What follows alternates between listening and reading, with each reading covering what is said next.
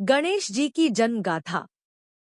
हिंदू धर्म में भगवान गणेश को विघ्नहर्ता, बुद्धि और ज्ञान के देवता के रूप में पूजा जाता है।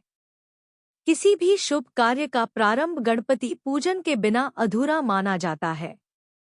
उनकी जन्म गाथा अत्यंत रोचक और प्रेरणादायी है, जो भक्तों को विश्वास और आस्था की शक्ति का बोध कराती है।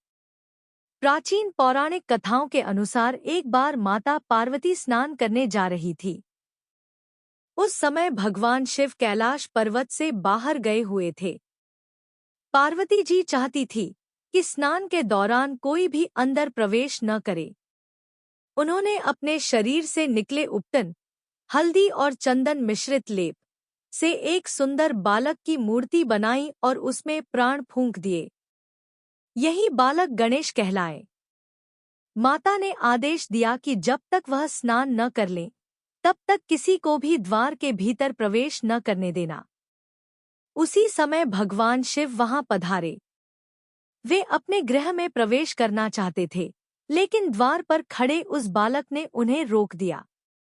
गणेश जी ने कहा, यह माता का आदेश है, आप अंदर नहीं जा सकते। शिवजी क्रोधित हो उठे। उन्होंने कई बार समझाने का प्रयास किया, किंतु गणेश बालक माता के आदेश पर अडिग रहे।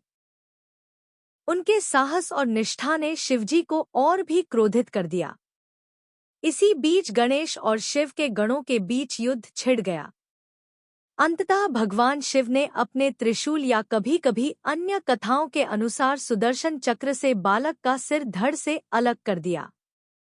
जब माता पार्वती ने स्नान करके बाहर आकर यह देखा तो वे अत्यंत दुखी और क्रोधित हुईं। उन्होंने अपने पुत्र का मृत शरीर देखा और विलाप करने लगी। पार्वती जी ने क्रोध में समस्त ब्रह्मांड को विनाश करने का संकल्प कर लिया।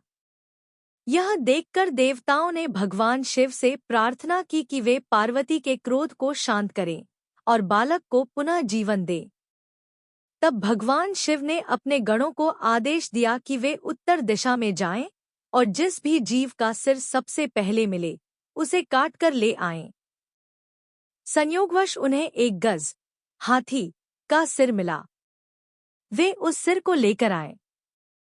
भगवान शिव ने उस हाथी के सिर को बालक के शरीर पर स्थापित किया और अपने योगबल से उसे जीवित कर दिया।